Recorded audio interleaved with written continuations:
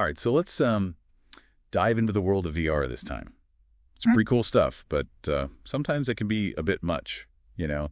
I mean, exploring ancient Rome one minute and then the surface of Mars the next, that's amazing. But there's this one thing some people just can't get past: motion sickness. Yeah, VR motion sickness can be a real drag. It's like more than just a little queasiness, though, right? There's some real science going on in our brains that makes us feel sick, right? Right. It's actually this really interesting sensory mismatch that our brains just don't know what to do with. So what's actually happening in our brains when we experience this?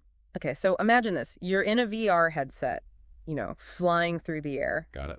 You see the movement, the wind in your hair, everything's changing around you. But your inner ear, which controls your balance, is like, wait a minute, we're not moving at all. Huh. It's like getting seasick, where your eyes are telling you one thing and your body's telling you something else. Exactly. And this conflict, it just throws your brain for a loop. It basically thinks something's wrong, like maybe I've been poisoned. Poisoned?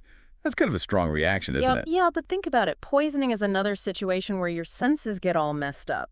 That's true.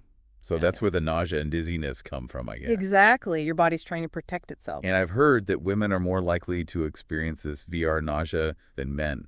Is there any reason why that might be?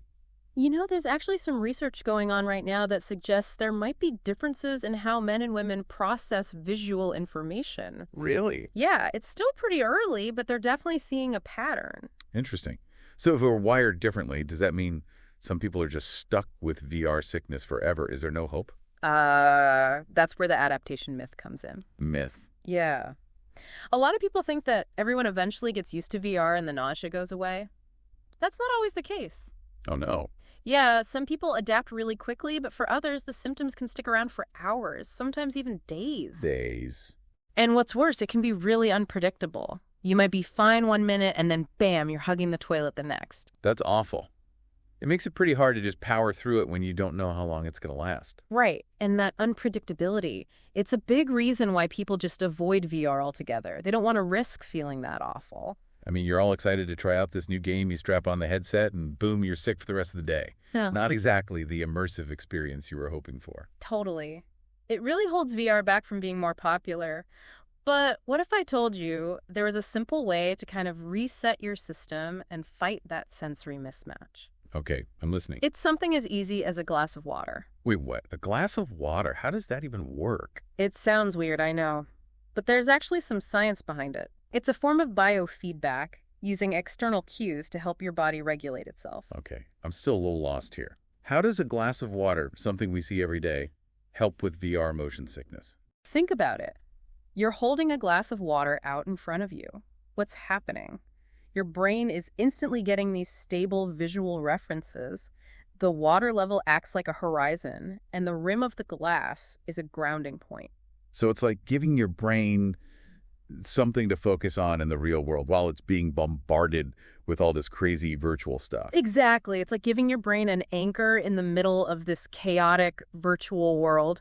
And those visual cues, they're really important. They help reduce that whole sensory conflict thing we were talking about. So it's like reminding your brain that you're actually okay. You're not really moving, even though it looks like you are. Yeah, exactly. It's like snapping your brain back to reality. It's like a reality check for your brain. And here's something you can try. Take your shoes off. My shoes? Yeah. Go barefoot. The soles of your feet, they have all these sensory receptors, so being barefoot actually helps enhance the effect. Huh. I never would have thought of that. It's all about maximizing those real-world sensations to kind of counteract the weirdness of VR. Okay. I'm starting to get it. So how effective is this technique really? Well, studies have shown that this simple trick can actually reduce nausea symptoms by like 40%. 40%? That's incredible. I know, right? Especially when you compare it to other methods, like just trying to stare at a fixed point. Yeah, that never really works for me. Right. This glass of water thing, it actually addresses the root of the problem, the sensory mismatch. So it's not just a temporary fix. Nope. It's about helping your brain actually learn and adapt to VR. That's amazing. Have you ever tried this technique yourself? I've actually been pretty lucky. I don't really get VR motion sickness. But I've seen it work wonders for other people. Like people who could only handle VR for a few minutes before they felt sick are now spending hours in virtual worlds, all thanks to this simple glass of water. That's so cool. It can really open up VR to a whole new audience. Definitely. Think about all the possibilities VR could revolutionize education. Like, Imagine students being able to experience historical events firsthand, or even dissect a frog virtually. No mess, no ethical concerns. Exactly. And what about training simulations for pilots, surgeons, astronauts, all those fields where VR could be so valuable? But the nausea has always been a barrier. Right. But not anymore. And don't forget about healthcare. Think of the potential for using VR to manage pain or even treat phobias. All without feeling sick. That's incredible. It's like this little glass of water could unlock a whole new world for us. Sometimes the simplest solutions are the best ones. It all comes down to understanding how our brains work. So what about the technology itself? Do you think we'll ever see this glass of water concept built into VR headsets or software? Oh, totally. I can definitely see developers integrating that into VR environments. Imagine a virtual hand holding a virtual glass of water that moves with you in real time. It would be like a built-in nausea buster. Exactly. It would make VR so much more accessible and enjoyable for everyone. That's a fantastic idea. It's amazing to see how much potential there is in this field. It really is. We're just scratching the surface of what's possible with VR. And as we learn more about the brain, who knows what incredible breakthroughs we'll make. So for our listeners who are maybe a little hesitant to try VR because of the whole nausea thing, what would you tell them? I think we've made it pretty clear to anyone listening.